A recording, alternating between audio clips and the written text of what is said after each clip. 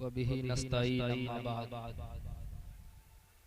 औज़ु बिल्लाहि मिनश शैतानिर रजीम बिस्मिल्लाहिर रहमानिर रहीम इक़रा बिस्मि रब्बिकल लज़ी खलक़ क़ालन नबिय्यु सल्लल्लाहु अलैहि वसल्लम वर्रजुलु राइन अला अहली बैतिही व हुवा मस्ऊलुन अन्हुम वल मरअतु राइयतुन अला बैति बअलिहा व वलदिही व हिया मस्ऊलतुन अन्हु। स्टेज पर मौजूद काबिल कद्र हज़रात उलमाए किराम मुअज़्ज़ज़ सामाईन, अस्सलामु अलैकुम व रहमतुल्लाहि व बरकातुहू। हज़रात मोहतरम, हम और आप जिस इलाके और समाज और मुआशरे में जिंदगी गुजारते हैं, जब आप इलाके और अपनी बस्ती और मुआशरे पर नजर दौड़ाएंगे तो आपको समाज और मुआशरे में दो तरह के लोग नजर आएंगे। जब आप देखेंगे तो आपको एक ऐसा इंसान नजर आएगा जिसके पास अल्लाह रब्बुल इज्जत ने बेपनाह दौलत का मालिक बनाया है उसे। उसके पास किसी चीज की कमी नहीं है। जिंदगी गुजारने के लिए एक इंसान को जिन जिन चीजों की जरूरत पड़ सकती थी अल्लाह रब्बुल इज्जत ने उसको दिया है, उसके पास मौजूद है।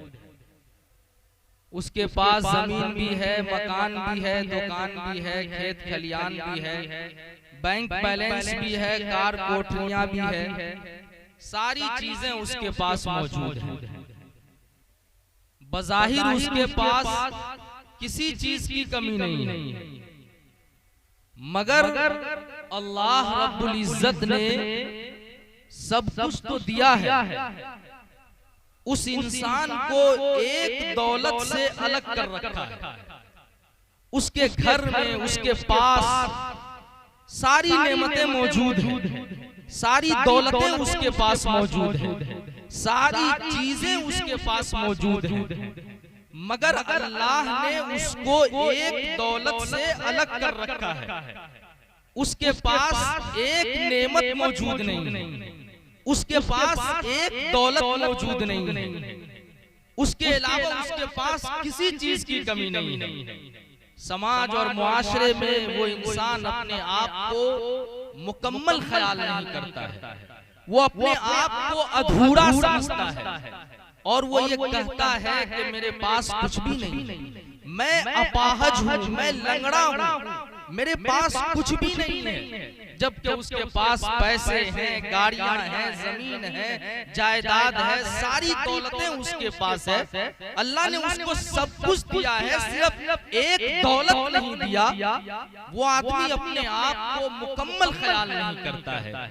मगर आप एक ऐसे इंसान को देखेंगे जिसके पास बहुत कुछ नहीं है, उसके पास बहुत सारी नेमतें नहीं है, बहुत सारी चीजें नहीं है, थोड़ी बहुत चीजें हैं, जिंदगी गुजर रही है, मुश्किल के साथ जिंदगी गुजर रही है। उसके पास मकान सही नहीं है, बैंक बैलेंस नहीं है, कार कोठरियां नहीं है, जमीन जायदाद नहीं है, थोड़ी बहुत चीजें हैं, मगर हाँ अल्लाह रब्बुल इज्जत ने उस इंसान को एक दौलत का मालिक बनाया है। उसके पास उसके घर के अंदर वो दौलत मौजूद है जो उस बड़े मालदार के पास नहीं है। अब वो गरीब और कमजोर बेबस इंसान समाज में वो अपने आप का मुकम्मल ख्याल करता है और वो अलल ऐलान ये कहता है कि मेरे पास किसी चीज की कमी नहीं है, मेरे पास सारी चीजें मौजूद हैं, मेरे पास सारी नेमतें मौजूद हैं। जबकि उसके पास बहुत कुछ नहीं नहीं है, सिर्फ एक दौलत उसके पास मौजूद है,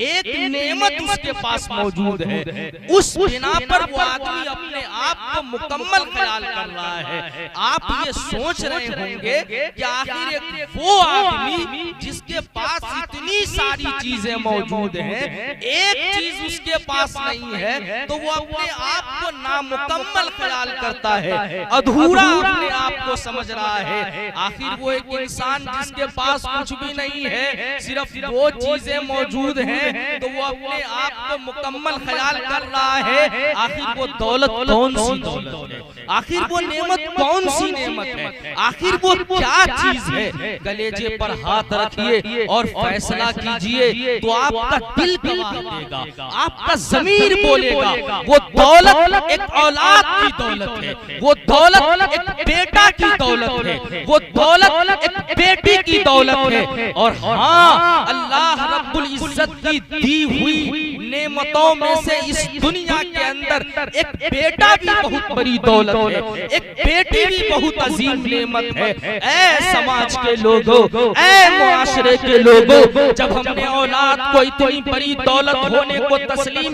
कर लिया, जब हमने ये माना, हमने ये समझा कि इस दुनिया में जिंदगी गुजारने के लिए बेटा बहुत बड़ी ताकत है, कुव्वत है, बेटी एक अजीम नेमत है, बेटा सबको चाहिए, बेटी सबको चाहिए, हम तस्लीम भी करते हैं, हम इसको मानते भी हैं, जरूरत भी महसूस करते हैं। मगर ऐ मुआशरे के लोगों, हम कहां तक अपने बच्चों के बारे में फिक्रमंद हैं, हम किस हद तक अपने बेटे, अपनी बेटी के मुस्तकबिल को बेहतर बनाने के लिए, हमारा बेटा समाज का एक अच्छा बेटा हो, हमारी बेटी मुआशरे की एक बेहतरीन बेटी हो, हम अपने बेटे और बेटी के फ्यूचर को बेहतर बनाने के सिलसिले में किस हद तक रुपया पैसा खर्च कर रहे हैं, उसकी तालीम के सिलसिले में हम किस हद तक उस पर मेहनत कर रहे हैं। आज हमारा पूरा का पूरा मोहल्ला, हमारा समाज, हमारा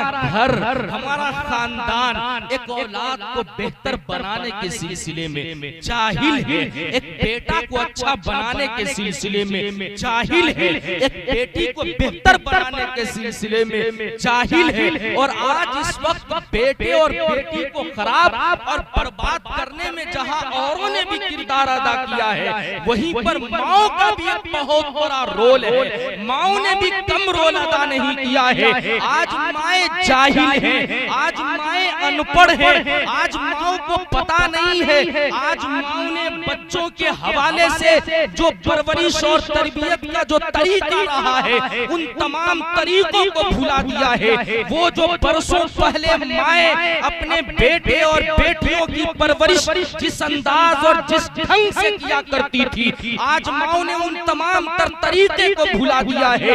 ऐ समाज के लोगों, ऐ मुआशरे के लोगों, ऐसे हालत में इलाके को अच्छा बच्चा कभी नहीं मिल सकता है, मुआशरे को अच्छा बच्चा कभी नहीं मिल सकता है। उस पर मेहनत करने की जरूरत है, उसको दुरुस्त करने की जरूरत है। बच्चे वहां से आ रहे हैं, परवरिश वहां पा रहे हैं, उस जगह को दुरुस्त करने की जरूरत है, फिर जाकर के इलाके को अच्छा बच्चा मिलेगा, समाज को अच्छा भी बच्चा मिलेगा। बरसों पहले माए वही चिराग जलाने की जरूरत है जो चिराग बरसों पहले माए जलाया करती थी। आज माओ ने उन चिराग को भुला दिया है, बुझा दिया है। यही वजह है कि समाज और मुआशरे में अच्छे बच्चे और बच्चियों की कमी है। अल्लाहू अकबर, आपने देखा होगा, अगर नहीं तो आप महसूस कर सकते हैं, आज से 20 और 25 साल 10 साल पहले क्या होता था। माहौल ऐसा था कि अगर कोई छोटा सा बच्चा रोता था, बिलखता था, माँ फौरन उठती थी, बच्चे को सीने से लगाती थी, बच्चे फौरन खामोश हो जाया करते थे, बच्चे चुप हो जाते थे। मगर बच्चे आज भी रोते हैं, माँ उठती तो है मगर सीने से नहीं लगाती है। माँ फौरन मोबाइल निकालती है, यूट्यूब खोलती है और सर्च करती है, नानी तेरी मोरनी को मोर ले गया, और बच्चों के सामने रख देती है। बच्चों के हवाले कर देती है। जब वही बेटा बड़ा होता है, जब वही बच्चा बड़ा होता है, माँ दौड़ती हुई इमाम साहब के पास पहुंचती है, मौलाना साहब के पास पहुंचती है। इमाम साहब मेरा बेटा मेरी बात नहीं मानता है, इमाम साहब मेरा बेटा मेरी खबर नहीं रखता है, मेरे बेटे को जरा दम कर दीजिए, मेरे बेटे के लिए कोई तावीज दे दे। उस अम्मी को पता ही नहीं है जब तेरे बेटे को तेरे सीने की जरूरत थी, तूने उसे उस वक्त मोबाइल के हवाले किया था, और आज तू परेशान हो रही है कि मेरा बेटा मेरी बात नहीं मानता। इसको बेहतर करने की जरूरत है, इस पर मेहनत करने की जरूरत है। अल्लाहू अकबर। आज भी अगर एक माँ, एक बहन, एक बेटी, एक बीवी तरबियत के अंदाज को बदल दे तो इलाके को अच्छे बच्चे आज भी मिलेंगे। भला बताइए, हालात तो ऐसे हैं कि आज एक माँ 15-15 घंटे मोबाइल इस्तेमाल करती है और अपने बच्चों पर जो वक्त खर्च करती है वो 24 घंटे में 5 से 6 घंटा होता है। भला बताइए, जो बीवी, जो माँ 15-15 घंटे मोबाइल पर गुजारे, उसका बच्चा चोर और डाकू नहीं बनेगा तो वक्त का वली कामिल बनेगा क्या? मुफ्ती आजम बनेगा क्या? कभी नहीं बन सकता है। इस पर मेहनत करने की जरूरत है, इसको दुरुस्त करने की जरूरत है। आप में से दिल्ली को सब जानते हैं, आपने भी दिल्ली को देखा है, हमने भी दिल्ली को देखा है, मगर आप अगर इससे पहले दिल्ली गए हैं तो आप वहाँ के मेले ठेले भीड़ भड़क के वहाँ के बाजारों को देखा होगा। मगर आइए, मैं उसी दिल्ली की सरजमीन पर आप सबको लिए चलता हूँ और एक वाकया वहाँ से मैं आपके बीच रखता हूँ, इस उम्मीद के साथ, इस यकीन के साथ कि आज भी अगर एक माँ, एक बीवी, एक बहन, बेटी अपनी जिंदगी में इन वाक़यात को ले आए और तरबियत के अंदाज और परवरिश के अंदाज को बदले तो इंशाअल्लाह आज भी इनकलाब बर्पा हो सकता है और मुआशरा बेहतर हो सकता है। दिल्ली की सरजमीन का वाक़या है, जी हाँ, वही दिल्ली की सरजमीन जिसे हम सब जानते हैं। मगर आइए, आपने वहाँ बहुत कुछ देखा है लेकिन नहीं देखा होगा तो उसी दिल्ली की सरजमीन पर मर्दे दरवेश, मर्दे कलंदर हजरत ख्वाजा कुतुबुद्दीन बख्तियार काकी रहमतुल्लाह अलैह के मजार को नहीं देखा होगा। जी हाँ, वही ख्वाजा कुतुबुद्दीन रहमतुल्लाह अलैह की जिंदगी के हिस्से को मैं आपके बीच रखना चाहता हूँ। ख्वाजा कुतुबुद्दीन रहमतुल्लाह अलैह अभी दुनिया में तशरीफ नहीं लाए हैं, अभी पैदा नहीं हुए हैं, माँ के पेट के अंदर परवरिश पा रहे हैं। ख्वाजा कुतुबुद्दीन रहमतुल्लाह अलैह अभी दुनिया में नहीं आए हैं। उसके वालिद मोहतरम ने कहा, यानी उनकी अम्मी से कहा, मेरी बीवी, ये जो तुम्हारे पेट में बच्चा पल रहा है, ये जो बच्चा परवरिश पा रहा है, मेरी ये तमन्ना है, मैं ये चाहता हूँ कि ये बच्चा अगर लड़का पैदा हो तो ये मेरी ख्वाहिश है कि तुम उसे हाफिज़े कुरान बनाना। अल्लाह अल्लाह। ख्वाजा कुतुबुद्दीन रहमतुल्लाह अलैह के वालिद मोहतरम हैं और अपनी बीवी को कह रहे हैं, ये समझो कि ये मेरी वसीयत है, मैं दुनिया में रहूं या ना रहूं, मेरे बेटे को हाफिज़े कुरान बनाना। अल्लाह अल्लाह। जरा देखिए तो सही, ख्वाजा कुतुबुद्दीन रहमतुल्लाह अलैह ऐसे वक्त में पैदा हुए हैं कि उनके वालिद मोहतरम दुनिया से पर्दा फरमा चुके हैं, वालिद साहब का इंतकाल हो चुका है। ख्वाजा कुतुबुद्दीन हैं, थोड़े से बड़े हुए हैं, 10 से 11 साल की उम्र हुई है। ख्वाजा कुतुबुद्दीन की माँ है, दिल्ली की सरजमीन है, उसकी माँ को यह ख्याल आया कि इसका बाप तो इस दुनिया से गुजर गया, मगर इसके बाप की वसीयत थी कि मेरे बेटे को हाफिज़े कुरान बनाना। ख्वाजा कुतुबुद्दीन की माँ कहती है, मेरी भी तमन्ना है, मैं भी चाहती हूँ कि मेरा बेटा हाफिज़े कुरान बन जाए। अल्लाह अल्लाह।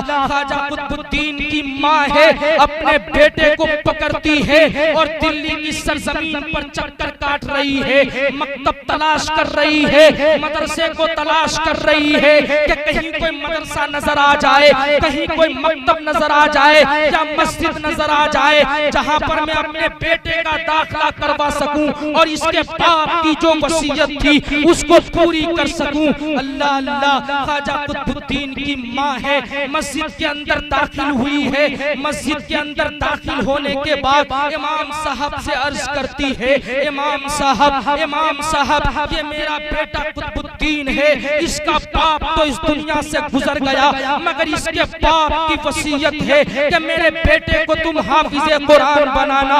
इमाम साहब, मैं अपने बेटे को आपके पास लेकर के आई हूँ, मेरे बेटे को आप अपने पास रख लें, मेरे बेटे का दाखिला आप ले लें और मेरे बेटे को हाफिज़े कुरान बना दें। अल्लाह अल्लाह, इमाम साहब ने ख्वाजा कुतुबुद्दीन को अपने सामने बिठाया है और बिठाने के बाद कहा, पढ़ो बेटा, औज़ु बिल्लाहि मिनश शैतानिर रजीम, बिस्मिल्लाहिर रहमानिर रहीम।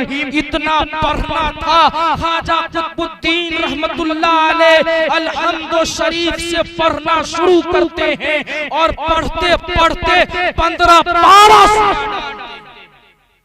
इमाम साहब गुस्से से खड़े हुए। इमाम साहब का चेहरा सुर्ख हो गया और इमाम साहब कहने लगे, ऐ खातून, तुम मजाक कर रही हो, इम्तिहान लेने आई हो, जलील कर रही हो, तुम ये कहते हो कि मेरे बेटे को हाफिज़े कुरान बनाना है और तेरे बेटे को 15 पारे पहले से याद है, ये तुम क्या कह रही हो? अल्लाह अल्लाह, ख्वाजा कुतुबुद्दीन की माँ है, ज़ारो कतार रो रही है। रोते रोते उन्होंने कहा, इमाम साहब, मेरा बेटा आज तक किसी मदरसा को न गया, किसी मस्जिद में न गया, मैं पहली मर्तबा आपके पास लेकर के आई हूँ, मैं पहली मर्तबा आपके पास पहुँची हूँ। इमाम साहब, मुझे नहीं पता कि मेरे बेटे कुतुबुद्दीन को 15 पारे कहाँ से और कैसे याद हो गए हैं, मुझे मालूम नहीं है, मगर हाँ इमाम साहब, एक बात जरूर है, वो ये कि मुझे खुद 15 पारे याद है, मैं खुद 15 पारे की हाफिज़ा हूँ और जब तक ये मेरा बेटा 9 महीने मेरे पेट के अंदर परवरिश पाता रहा, मैंने जब भी कोई काम किया कुरान पढ़ने के आलम में किया। मैं खाना बनाया करती थी, कुरान पढ़ कर बनाया करती थी, मैं झाड़ू लगाया करती थी, कुरान पढ़कर लगाया करती थी। अल-गरज़, मैंने 9 महीने जो भी काम किए वो कुरान पढ़ कर किए। हो सकता है वही नूर जो मेरे सीने के अंदर है, अल्लाह रब्बुल इज्जत ने मेरे पेट के अंदर मेरे बेटे कुतुबुद्दीन के सीने में उतार दिया। इमाम साहब खड़े हो गए।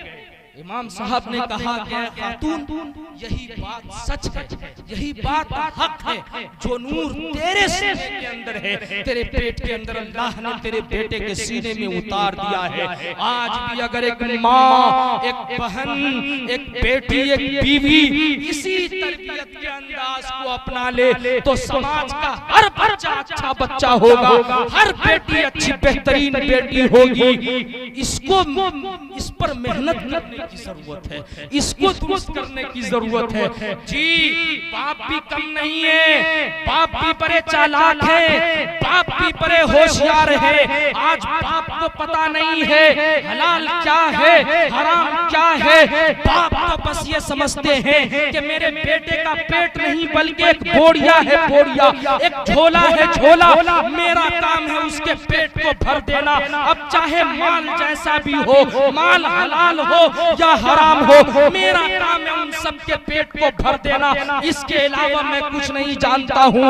याद रखिए समाज के बापों, मुआशरे के बापों, अगर आप ये चाहते हैं कि आपका बेटा समाज का एक अच्छा बेटा हो, आपकी बेटी मुआशरे की बेहतरीन बेटी हो, तो हर बाप को ये फिक्र करने की जरूरत है कि मैं अपने बेटे और बेटियों के पेट में जो दाना दाना और जो लुकमा डाल रहा हूँ वो हलाल है या हराम है। अगर आप अपने बेटे और बेटियों के पेट में हराम का दाना डालेंगे, आपका बेटा कभी भी अच्छा बेटा नहीं बन सकता है, आपकी बेटी कभी भी अच्छी बेटी नहीं बन सकती है। आज बाप को तो पता ही नहीं है हलाल क्या है हराम क्या है, बस आना चाहिए, आना चाहिए, पेट भर जाना चाहिए, बदन पर कपड़े हो, सूट हो, साड़ी हो, 10,000 15,000 की हो, मुझे ये मंजूर है,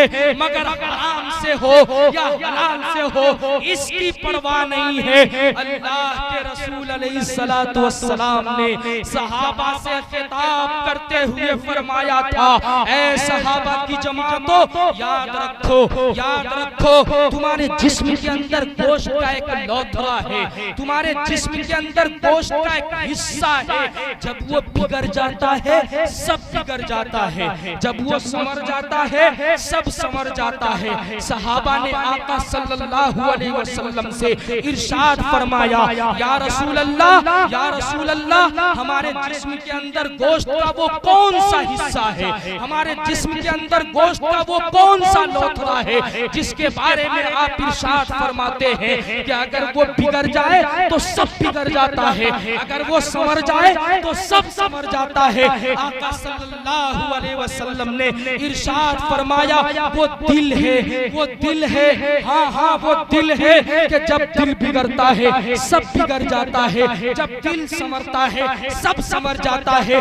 जब दिल अच्छा तो सब अच्छा, जब दिल खराब तो सब खराब। अरे मियां, जब दिल बिगड़ता है तो इंसान की आंखें बिगड़ती है, जब दिल बिगड़ता है तो आदमी का हाथ बिगड़ता है, जब दिल बिगड़ता है तो ज़हन बिगड़ता है, जब दिल बिगड़ता है तो आदमी शराब के अड्डे पे जाता है, जब दिल बिगड़ता है तो आदमी जुआ के अड्डे पे जाता है, जब दिल बिगड़ता है तो आदमी मस्जिद से दूर भागता है, जब दिल बिगड़ता है तो आदमी हर गलत काम को करने लगता है। अरे मियां, जब दिल बिगड़ता है तब जाकर कोई उतबा और शैबा बनता है, जब दिल बिगड़ता है तब जाकर कोई कारून बनता है, जब दिल बिगड़ता है तब जाकर कोई फिरौन बनता है। अरे जब दिल बिगड़ता है तब जाकर कोई यजीद बनता है, मगर जब दिल संवरता है तो आदमी मुत्तकी बनता है, जब दिल संवरता है तो आदमी परहेजगार बनता है, जब दिल संवरता है तो आदमी तहज्जुद गुजार बनता है, जब दिल संवरता है तो आदमी अल्लाह के करीब होता है, जब दिल संवरता है तो आदमी नमाजी बनता है। अरे मियां, जब दिल संवरता है तो कोई सिद्दीक़ अकबर बनता है, जब दिल संवरता है तब जाकर कोई फारूक आज़म बनता है, जब दिल संवरता है तब जाकर कोई उस्मान अली बनता है, जब दिल संवरता है तब जाकर कोई बिलाल हबशी बनता है। अब आका की बारगाह में कोई ये अर्ज करे कि या रसूल अल्लाह, दिल के बिगड़ने से सब बिगड़ जाता है, दिल के संवरने से सब संवर जाता है, तो फिर आखिर या रसूल अल्लाह ये दिल बिगड़ता कैसे है और संवरता कैसे है? तब आका की बारगाह से ये जवाब मिलता है कि जब आदमी हराम का लुकमा खाता है दिल बिगड़ जाता है, हलाल खाता है दिल संवर। बाप को पता ही नहीं, बाप जाई नहीं, बाप अनपढ़ है, बस लाया डाल दिया। समाज के बापों, इस बात पर आपको फिक्र करने की जरूरत है, तवज्जो करने की जरूरत है, तब जाकर के समाज और मुआशरे में आपका बेटा बेहतर बेटा होगा, आपकी बेटी बेहतरीन बेटी होगी। अब बड़ी तेजी के साथ बस आखिरी बात में कह के अपनी जगह ले रहा हूँ, और आखिरी बात में ये है कि समाज के बापों, मुआशरे के बापों, अब करना क्या है खुदारा, ये जो हमारे छोटे छोटे मासूम बच्चे हैं, हमारी बच्चियां हैं, अल्लाह के वास्ते अपने बेटे अपनी बेटी को मकतब से जोड़िए, मदरसा से जोड़िए। याद रखिए मकतब रीढ़ की हड्डी है। जिस इलाके और समाज के अंदर मकतब का निजाम चलता है, जिस मुआशरे में मदरसा का निजाम चलता है, वो इलाका रोशन होता है, वो समाज रोशन होता है। जी हाँ, मैं उसी मकतब की बात कर रहा हूँ जो आपके इमाम साहब मस्जिद में बैठ करके सुबह सवेरे आपके बेटे और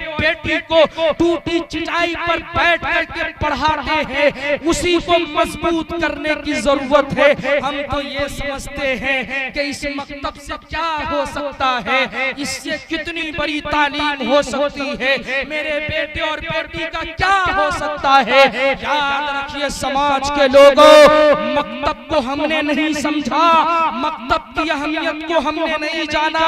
अगर आपके यहाँ मकतब का निजाम नहीं है, निजाम बहाल कीजिए, मकतब को चलाइए, मकतब को कायम कीजिए। अगर मकतब का निजाम चलता है तो उसको और बेहतर बनाइए, उसको मजबूत कीजिए। हम तो मकतब की अहमियत को नहीं जानते हैं। आइए मैं बताता हूँ, अल्लाह के रसूल अलैहिस्सलातु वस्सलाम ने फरमाया है, अल्लाह के रसूल अलैहिस्सलातु वस्सलाम ने फरमाया, कल क़यामत के दिन अल्लाह तबारक व तआला ऐसे बाप और माँ को अपने सामने मुजरिम की शक्ल में खड़ा करेगा और उस बाप और माँ से अल्लाह सवाल करेगा, जो बाप अपने बेटे की कमाई खा खा करके अपना सीना चौड़ा तो कर लिया, मगर अपने बेटे को इस लायक भी न बना सका कि उसका बेटा कम से कम देखकर कुरान पढ़ने वाला हो। अगर किसी बाप ने ऐसा न कर सका तो अल्लाह तबारक व तआला उस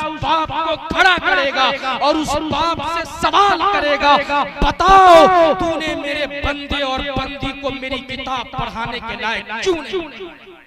ये नाजरा कुरान पढ़ाना, ये कुरान करीम देखकर पढ़वाना, ये कहाँ दिया जाता है? इसी मकतब का तो काम है, इसी मदरसे का तो काम है। इसलिए अपने बेटे अपनी बेटी को मकतब और मदरसा से जोड़िए। और कल से आप एक काम कीजिए, एक काम शुरू कीजिए कि कल से सूरज निकलने के बाद हमारा बेटा हमारी बेटी अगर कहीं नजर आए तो वो मकतब होना चाहिए, वो मदरसा होना चाहिए। सूरज निकलने से 2 से 3 घंटे तक हमारा बेटा कहीं नजर आए तो वो मदरसा होगा, हमारी बेटी कहीं नजर आए तो वो मकतब होगा। और सूरज निकलने से 2 से 3 घंटे के बाद अगर हमारा बेटा कहीं नजर आए तो वो स्कूल और कॉलेज होना चाहिए, वो यूनिवर्सिटी होना चाहिए। पहले हमारा बेटा मकतब में जाएगा, पहले हमारी बेटी मदरसे के अंदर जाएगी, फिर जाकर के हमारा बेटा स्कूल और कॉलेज में जाएगा। पहले हम अपनी बेटे और बेटे को दीनी तालीम से आरास्ता करेंगे, फिर हम उसे दुनिया के हवाले करेंगे, हम उसको दुनिया के हवाले बाद में करेंगे। पहले हमारी बेटी कुरान पढ़ेगी, पहले हमारी बेटी मदरसे में आएगी, तब जाकर के स्कूल और कॉलेज में जाएगी। अगर आप ऐसा करते हैं कि आपकी बेटी पहले मकतब में आती है, आपका बेटा पहले मदरसा में आता है, तो आपकी बेटी होगी तो फातिमा की कनीज बन जाएगी, आपकी बेटी होगी तो राबिया बसरिया की कनीज हो जाएगी। और हाँ, आपने अपने बेटे और बेटी को मकतब और मदरसा से अलग करके उसको सिर्फ कॉलेज में भेजा है, उसको स्कूल में भेजा है, उसको यूनिवर्सिटियों के अंदर भेजा है, तो याद रखिए आपकी बेटी होगी तो फातिमा की कनीज तो न बन सकेगी। मुमकिन है कि अगर आपकी बेटी होगी तो तस्लीमा नसरीन बन जाएगी, और अगर आपका बेटा होगा तो सलमान रुश्दी। इसलिए पहले हमारा बेटा मदरसा में जाएगा, पहले हमारी बेटी मकतब में जाएगी, फिर हमारी बेटी कॉलेज में जाएगी। हम दोनों तालीम से उसको आरास्ता करेंगे, हम उसकी जिंदगी में दोनों तालीम का नूर देंगे, मगर पहले उसका ईमान मजबूत करेंगे, पहले अकीदा मजबूत करेंगे। अगर हमारी बेटी का ईमान मजबूत है, अकीदा मजबूत है, हमारी बेटी दुनिया के जिस चौराहे और चौक पर हो, हमारी बेटी कभी भी नहीं बिगड़ सकती है। हमारी बेटी का ईमान का सौदा नहीं हो सकता है, मगर आप अपनी बेटे और बेटी को मदरसा से अलग रख करके, सिर्फ मकतब में से अलग रख करके उसको स्कूल में डालते हैं, उसको कॉलेज में डालते हैं, तो याद रख लीजिए आपकी बेटी क्या होगी, क्या रहेगी, इसका कोई यकीन और भरोसा नहीं। इसलिए करेंगे ये काम, उठाइए हाथों को। इंशाअल्लाह कल से हमारा बेटा सूरज निकलने के बाद अगर कहीं नजर आएगा तो वो मकतब और मदरसा होना चाहिए, उसके बाद हमारा बेटा स्कूल और कॉलेज जाएगा। और बापो, आखिरी बात, एक बात आपसे हाथ जोड़ करके मैं कह रहा हूँ, खुदा के वास्ते बापो, हालात जैसे भी हो, सूरत जैसी भी हो, अल्लाह के वास्ते अपने बेटे को जाहिल मत रखिए, उसे पढ़ाइए, उसे लिखाइए। मुफ्तियाने किराम फरमाते हैं अगर किसी का बच्चा बीमार है और उसके बाप के पास इलाज के पैसे नहीं है और उसका बेटा बीमारी से मर जाता है, तो उस बच्चे का बीमारी से मरना बेहतर है, मगर एक बाप के लिए ये बेहतर नहीं है कि उस बाप की नजरों के सामने उसका बेटा जाहिल हो, उसकी बेटी जाहिल हो। ये गवारा और ये बेहतर नहीं है। इसलिए खुदा के वास्ते पढ़ाइए अपने बेटे को, पढ़ाइए अपनी बेटी को, और 4 और 5 रोटियों की जगह 3 रोटियां इस्तेमाल कीजिए। 5 पूटियां मत खाइए, 3 पूटियों का इस्तेमाल कीजिए। बाकी का पैसा बैंक में जमा करके रखिए। 5 रोटी मत इस्तेमाल कीजिए, 3 रोटी खाइए और बाकी का पैसा बैंक में जमा करके रखिए। और जिस दिन आपका पढ़ने वाला तेज बेटा आपके सामने आंखों में आंसू लेकर के आपको ये फरियाद सुनाने लग जाए कि बाबा मेरी तो तमन्ना थी मैं हाई फाई एजुकेशन हासिल करता, लेकिन है मेरे बाबा आपके पास पैसे नहीं है, आपने जितना पढ़ाया लिखाया यही बहुत कुछ है, मैं तो मैट्रिक कर लिया हूँ, लेकिन मेरी दिली ख्वाहिश है कि मैं बाहर जाकर के कुछ और तालीम हासिल करूँ। जब आपका बेटा आंखों में आंसू लेकर के आपको ये फरियाद सुनाने लग जाए तो आपको बाप होने के नाते अपने बेटे को ये सबक और ये पैगाम सुनाना चाहिए, और उस वक्त अपने बेटे से कहना चाहिए कि बेटा घबराओ मत, हमने तुम्हारी पैदाइश के बाद 3 रोटियां इस्तेमाल की, हमने 5 रोटियां नहीं खाई है, बाकी का पैसा हमने जमा करके रख दिया है। हमने 3 रोटियां इस्तेमाल की है, बाकी का पैसा हमने जमा करके रख दिया है। ये ले मेरा अकाउंट नंबर और चले जा, IAS बन करके आ, APS बन करके आ, डॉक्टर बन करके आ, इंजीनियर बन करके आ। उस वक्त आपका बच्चा घर से निकलेगा और जब आपका बेटा doctor, engineer, IAS, APS, professor, मौलाना और मुफ्ती और काजी बन करके आएगा, उस वक्त पूरे मोहल्ले की हवेली, पूरे मोहल्ले का महल आपके घर के सामने निकल करके आ जाएगा। दुनिया कहेगी, लोग कहेंगे वो देखो फला गरीब का बेटा डॉक्टर बन के आया है, वो देखो फला गरीब का पोता इंजीनियर बन के आया है, वो देखो फला गरीब का बेटा मौलाना और मुफ्ती बन के आया है। और उस वक्त आपका वो बच्चा आपके कदमों को चूम रहा होगा और कदमों को चूम कर यही कहेगा ये अस्तार और डिग्री सब के लिए है, मगर मेरा बाप मेरे लिए सब कुछ। करेंगे ये काम इंशाअल्लाह, तरबियत के अंदाज को बदलेंगे, अपने बेटे और बेटी को हलाल खिलाएंगे, और कल से सूरज निकलने के बाद हमारा बेटा सबसे पहले कहीं नजर आए वो मकतब और मदरसा होना चाहिए। सूरज निकलने से 3 से 4 घंटे के बाद हमारी बेटी कहीं और नजर आए तो वो स्कूल और कॉलेज होना चाहिए। पहले अपने बेटे को दीनी तालीम देंगे, उसके बाद हम उसको दुनिया के हवाले भेजेंगे। अल्लाह तबारक व तआला कहने सुनने से ज्यादा अमल की तौफीक अता फरमाए। आमीन या रब्बल आलमीन।